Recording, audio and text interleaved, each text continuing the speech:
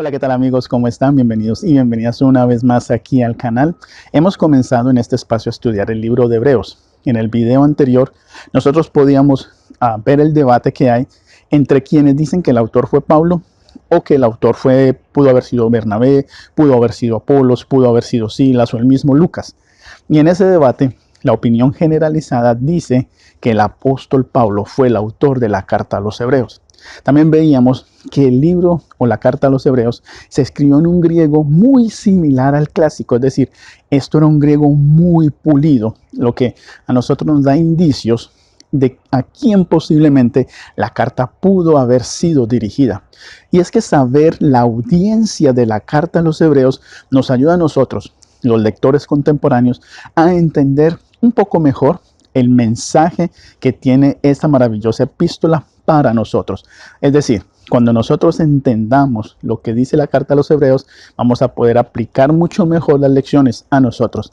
Y es que cada vez que nosotros abrimos un libro de la Biblia, el libro fue escrito en su contexto, para el contexto, para una cultura, una sociedad de una época determinada.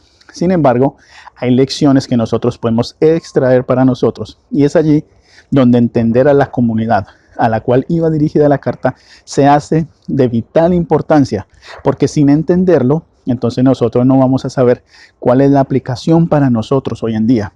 Así que nosotros tenemos que la carta o epístola a los Hebreos iba dirigida a una comunidad judía, de origen judío, pero que eran cristianos.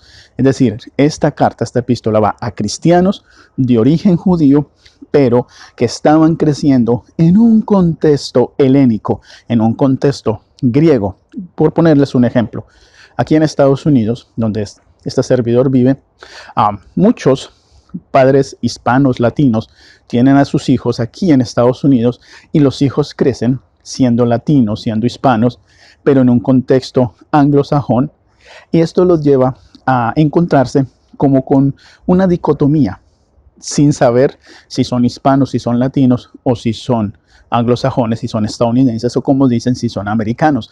Entonces entran en ese debate, en esa dicotomía sin saber de dónde son, porque son hispanos, tienen cultura hispana, pero hablan en inglés, casi no quieren hablar español, hay muy pocos que hablan español, pero por supuesto, en la escuela desde pequeños, lo que ven en su primer idioma es el inglés y entran como en ese debate, en ese conflicto entre culturas. Lo mismo sucedía en aquel tiempo. Los lectores o la audiencia de los hebreos era una audiencia judía, de origen judío, que ahora son cristianos porque han aceptado el mensaje del cristianismo, pero han crecido en un contexto griego. Por eso la carta se escribe en un griego muy pulido, porque Pablo lo que está haciendo es dándoles el mensaje a esa comunidad helénica, esa comunidad cristiana, judío, griega, de ese mensaje maravilloso que él quiere entregarles. Luego nosotros tenemos un lenguaje o unas figuras en el libro, en la carta a los Hebreos, muy llamativas, porque Pablo o el autor hace alusión a temas como el santuario, a temas como Abraham, habla de Melquisedec, habla del sacerdocio de Levita y el sacerdocio según Melquisedec, y también nos habla de Hebreos 11, donde nos presenta ese museo de la fe, esos grandes héroes de la fe hebrea. Cuando nosotros tenemos entonces en cuenta lo que estamos diciendo, cuando tenemos en cuenta cuál es la comunidad a la cual está dirigida la epístola, recuerden, son cristianos de un origen judío, pero que han crecido en un contexto griego. Cuando nosotros entonces ya entendemos a quién iba dirigida la carta, que era esa comunidad cristiana, pero de origen judío, que creció en ese contexto griego, entonces nosotros ahora tenemos que añadir un elemento más a lo que estaba sucediendo con la comunidad cristiana de ese primer siglo y del segundo siglo. Y es que la comunidad cristiana sufría de muchas persecuciones. Las persecuciones muchas veces eran tan feroces que muchos cristianos fueron muertos a manos tanto de romanos como de judíos. No más nosotros podemos recordar las 7 iglesias. En las 7 iglesias, la iglesia de Esmirna fue perseguida y la iglesia de Esmirna nunca doblegó su fe. Pero las otras iglesias eran perseguidas. ¿Cómo eran perseguidas las iglesias del primer y segundo siglo? Cuando ellos se acentuaban en un pueblo, y comenzaba a crecer la iglesia en ese pueblo. Los agremiados, los gremios, que eran los gremios de trabajadores, los que permitían que la gente tuviera sus negocios, cuando les decían a los cristianos que tenían que obedecer lo que ellos decían, los cristianos les decían que no, inmediatamente eran rechazados, lo que impedía que los cristianos pudieran vender. Cuando un cristiano iba a vender y le decían, por ejemplo, que tenía que pagar algún tributo a la diosa Diana, a Diana de los Efesios, y el cristiano decía, yo no puedo hacer eso porque soy cristiano, inmediatamente era rechazado y no podía vender. Muchos cristianos, por lo tanto, fueron rechazados de esa manera, no podían comprar, no podían vender, como dice el libro de Apocalipsis, porque eran perseguidos por su fe. De hecho, los emperadores romanos que se creían Dios, ellos no querían otro Dios en su imperio. Entonces, ¿qué es lo que hacían los emperadores romanos? Rechazaban a los cristianos, los perseguían, porque los cristianos predicaban a un tal Jesús que era Dios hecho hombre, porque para los romanos los dioses no se hacían hombres, eran los hombres los que se hacían Dios. Cuando nosotros entonces tenemos este contexto en cuenta, entendemos que la iglesia del primer y segundo siglo realmente fue muy perseguida, y fue perseguida a causa de su fe, a causa de Jesús, a causa del nombre de Jesús. Querían tener a Jesús, pero no podían, porque todo el paganismo, todas esas personas paganas, todos esos gremios de trabajadores no les permitían vivir por su fe. De hecho, Tácito, el historiador romano, decía lo siguiente sobre los cristianos. Él decía que los cristianos eran los culpables del odio contra la humanidad. Y es que los cristianos fueron calumniados. A los cristianos les inventaban cosas que los cristianos nunca habían hecho. Por ejemplo, a los cristianos se los acusaba de cometer canibalismo porque en la cena del Señor comían el cuerpo de Cristo y la sangre de Cristo.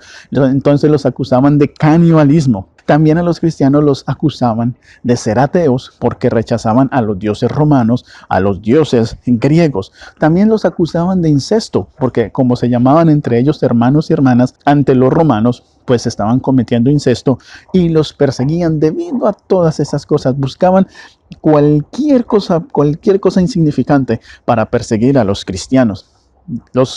Esas persecuciones fortalecieron algunas iglesias, como fue el caso de Esmirna. Esmirna fue una iglesia perseguida, pero esas persecuciones fortalecieron a esta iglesia. Sin embargo, hubo a otras iglesias que no fortalecieron tanto, como fue a la comunidad de los hebreos. La comunidad de los hebreos comenzó a temblar debido a esas persecuciones, debido a los abusos. Esto lo podemos, por ejemplo, leer en Hebreos 2:1, donde nos dicen que ya ellos estaban comenzando a alejar de Cristo. E incluso dice Hebreos 10:25 que no se estaban congregando debido a esas persecuciones. El agotamiento los estaba llevando a olvidarse incluso de la hospitalidad, algo tan importante para Dios, ser hospitalarios con los demás. Incluso cuando nosotros leemos Hebreos 13:1 y 2, vemos que ellos se estaban olvidando de ser hospitalarios con aquellos que estaban presos. Es por esta razón, por todo lo que estaban viviendo los hebreos, la comunidad judeo-cristiana, por todo eso que estaban viviendo, es que Pablo escribe la carta como a manera de sermón, como a manera de exhortación. Pablo les escribe esa carta para darles ánimo, para que ellos luchen, para que no permitan que esas persecuciones enfríen su fe. En otras palabras, la carta o la epístola a los hebreos es un mensaje de ánimo para los creyentes.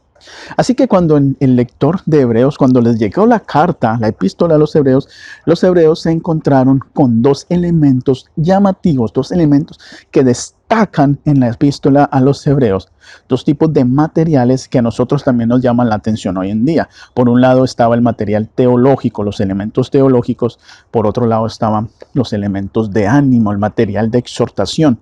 De hecho, el mismo autor del libro, en Hebreos 13:22, sugiere que esta carta es una carta de exhortación. Les está haciendo un llamado a que reavivan su fe, que no permitan que nada de lo que está pasando enfríe su fe, enfríen su primer amor. Toda la teología que expone Pablo en este libro de Hebreos. Ustedes saben la teología que les pone, la teología, que estamos hablando de teología. Estamos hablando de Jesús como el creador en Hebreos 1, Jesús como el dador del descanso, Jesús como el sumo sacerdote, Jesús como aquel que entregó su vida para abrir el camino al lugar santísimo.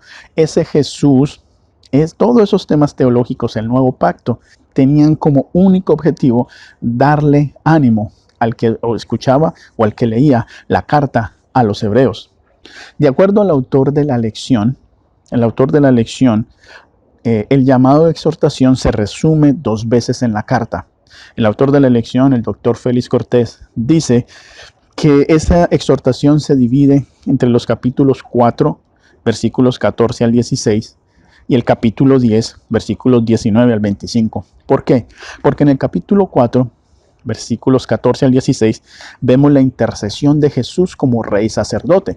No sé si recordarás que en Hebreos 4, versículo 16, dice el autor de Hebreos: acercaos pues confiadamente al trono de la gracia y hallarás oportuno socorro. Así que allí se ve la intercesión de Jesús. Y en el capítulo 10, los versículos 19 al 25, se nos presenta prácticamente desde el capítulo 5, se nos viene presentando a Jesús como el sumo sacerdote. Ese Jesús, ese sacerdote según el orden de Melquisedec, ese sacerdote que inaugura el nuevo pacto a través de su sacrificio.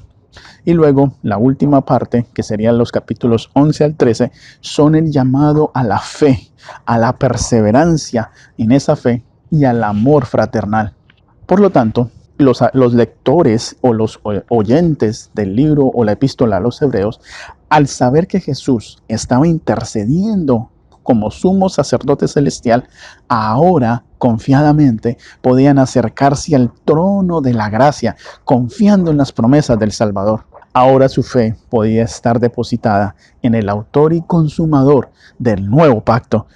Así como los héroes de la fe procuraban una mejor patria, los hebreos debían hacer lo mismo. Tenían que fijar los ojos en Jesús, el autor y consumador de la fe, y caminar confiando en sus promesas. Ahora la pregunta es, ¿y qué tiene que ver todo esto conmigo? Yo no sé si tú que me estás escuchando has sentido persecución, pero hay familias que persiguen a miembros de su familia simplemente por hacerse cristianos, porque tomaron la decisión de pertenecer a una comunidad de fe. Lo mismo en el trabajo, no sé cuántas veces has escuchado, si te ha tocado, que muchos compañeros de trabajo persiguen a otros, se burlan de otros, los llaman los aleluyas simplemente por creer en Cristo. También hay persecuciones cuando hay diferentes creencias. Más que todo, no sé si lo has visto, pero en las redes sociales hay mucha persecución. Entre muchos se atacan, olvidándose que el carácter de Dios es amor, olvidándose que la imagen de Dios es amor y que Dios nos ha dado su imagen, su semejanza, su señorío, que es su mayordomía en esta tierra. Y muchos se atacan unos a otros simplemente por tener una creencia diferente. Lo podemos ver mucho en las redes sociales, en Facebook, en Twitter. Podemos observar a pentecostales atacándose con adventistas, con testigos de Jehová. Una cosa es tener un debate teológico donde se compartan ideas y donde se sopesen las ideas para saber cuál es más cercana a la Biblia. Pero otra cosa es cuando entramos en burlas, en ataques e incluso en ofensas. Y eso se ve mucho en las redes sociales. Así que todos contemporáneamente, los que vivimos en esta época, podemos ser víctimas de la persecución. Tal vez no como se sufría en el primer siglo, como lo sufrieron los primeros cristianos, pero hoy en día sigue habiendo persecuciones. De hecho, a la comunidad que yo pertenezco, que es la comunidad adventista del séptimo día, muchos hermanos son perseguidos porque su fe les dice que tienen que guardar el sábado bíblico.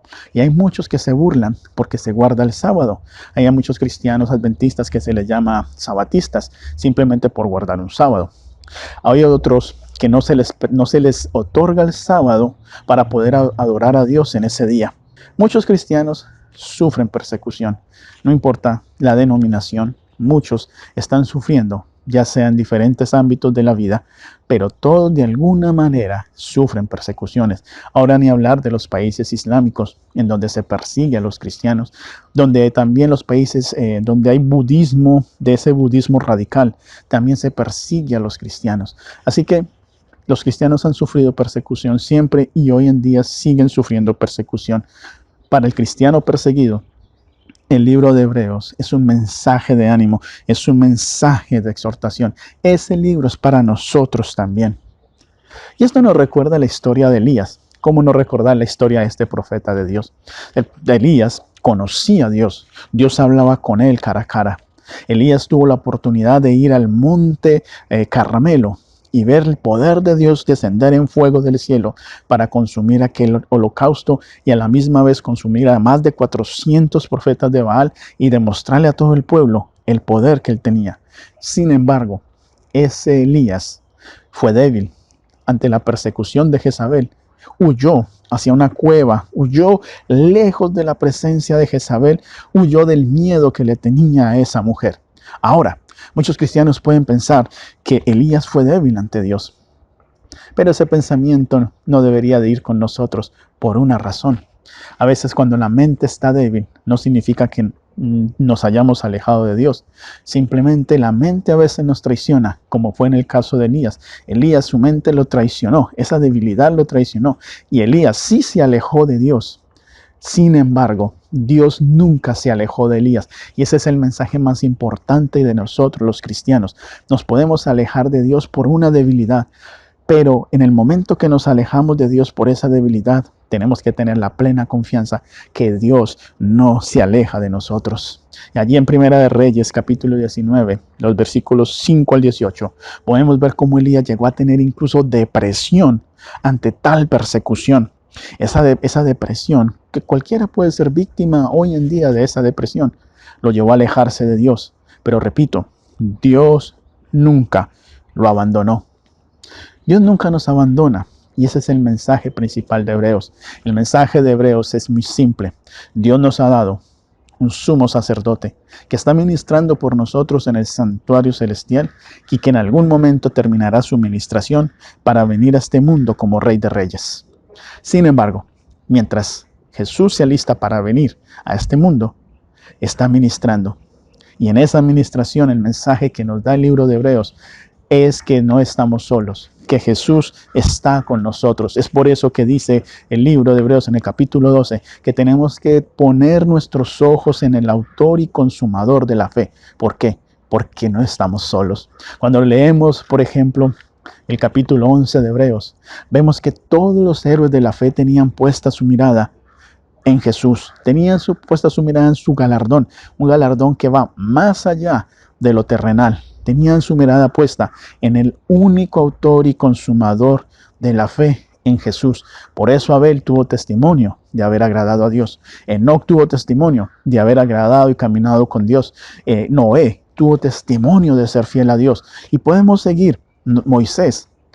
Dice de Moisés que Moisés incluso renunció a los deleites temporales del pecado para poder seguir al lado de Dios. Ese es el mensaje del libro de Hebreos. Nosotros somos una comunidad cristiana, muy semejante a la comunidad judeo-cristiana de aquel tiempo, que hemos vivido y hemos crecido en culturas muy diferentes a la cultura de la Biblia. Y que esas culturas muchas veces esas culturas alteran el significado bíblico o nuestra manera de ver a Dios. Pero recuerda, el mensaje de Hebreos es un mensaje de exhortación. Ahora que estamos pasando esta pandemia, es cuando más necesitamos el libro de Hebreos. El libro de Hebreos nos cae a nosotros perfectamente en lo que estamos pasando desde que comenzó la pandemia, porque a través de la pandemia muchos nos hemos enfriado, muchos nos hemos puesto débiles en la fe, muchos nos hemos alejado, incluso hemos dejado de congregarnos, como lo dice el libro de Hebreos. Pero el libro de Hebreos es una exhortación en este punto para nosotros, de poner nuestra mirada en Jesús y no permitir que el ataque que está haciendo el enemigo a través de la pandemia, el ataque a nuestra mente, a nuestra espiritualidad, ese ataque tenga efecto. El libro de Hebreos es la exhortación para ti y para mí, de poner los ojos en Jesús, el autor y consumador de la fe. Así que no siendo más, espero que les haya gustado el repaso de esta lección y nos encontraremos en la siguiente semana con la segunda lección o durante la semana con lo que estamos haciendo, el devocional profético llamado una jornada profética. Que Dios les bendiga. Si te ha gustado este video, te invito para que te suscribas si no lo has hecho y para que le des clic en la campanita y de esta manera YouTube te avise cuando subo mi próximo video. También te invito para que escribas en la caja de comentarios y me dejes tus impresiones. Y si me quieres apoyar, lo puedes hacer también con un like, con un me gusta y también para que compartas este video a aquellas personas que tú creas que se pueden beneficiar con este tipo de contenidos.